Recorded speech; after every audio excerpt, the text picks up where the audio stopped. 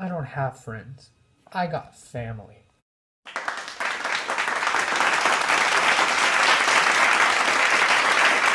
Yeah, so Fate of the Furious is a Chinese movie, and man, I was so surprised by how, as an American, I was just able to really relate and enjoy this movie so much. I'm sorry, what? It's not a Chinese movie? Oh, it's an American movie.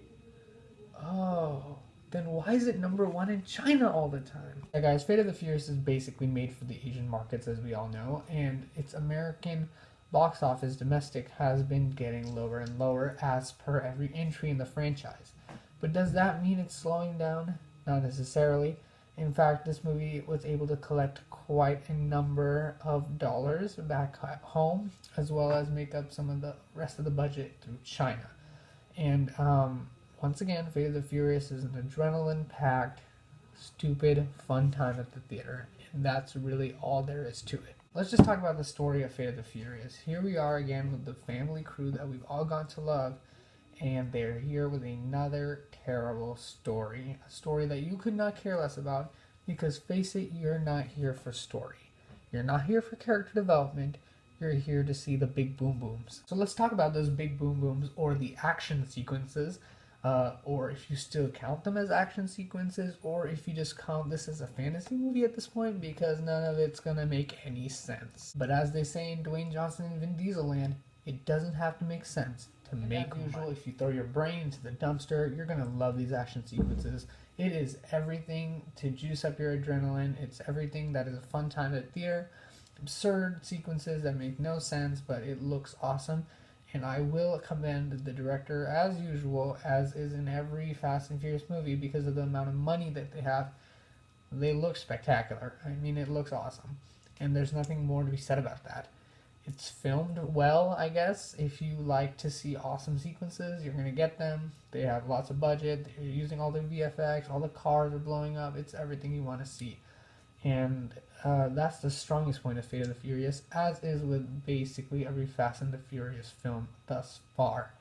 So, of course, that's great. The other thing that people loved in the Fast and the Furious movies thus far also is the chemistry between the actors. Of course, none of them are Oscar-winning actors. I mean, we're talking about Vin Diesel here. But, of course, there is some sort of a chemistry that's been established by the number of movies that have come before the 8th entry in this franchise. And this film is kind of lacking in that regard, and none of it is because of its fault. The biggest problem is that Vin Diesel is on the bad side for a lot of this movie, and you kind of feel that you are losing a little bit of that Vin Diesel steam.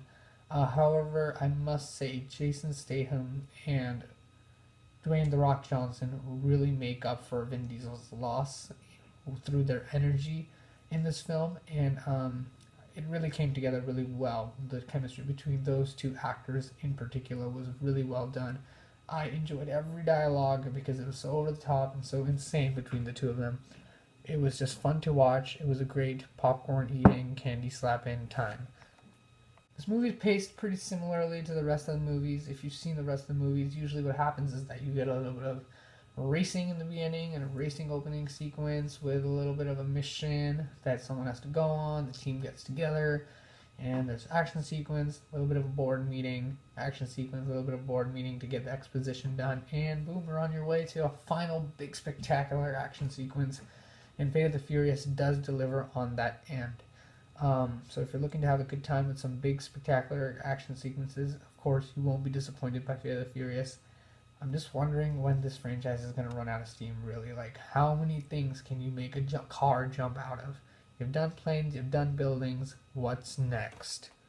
What? They want to take it to space? Guys, I'm just going to give Fate of the Furious a B for just being entertaining, stupid, and great. And I love the chemistry between all the actors.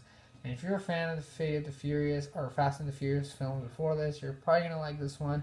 I will say it's not quite as good as Furious 7, partially because, and this is no fault to the film, but the lack of Vin Diesel and late Paul Walker, who added so much charm to this film. Those are just two of the things that I felt were missing through this movie. But overall, Fate of the Furious is a fun time. I watched it in IMAX. It was great. And everyone was having a great time in the theater. So I think you'll have a great time too if you go and see it with a bunch of friends or whatever. And big popcorn summer flick. That's what I'll say about Fate of the Furious. good fun time. So go watch it.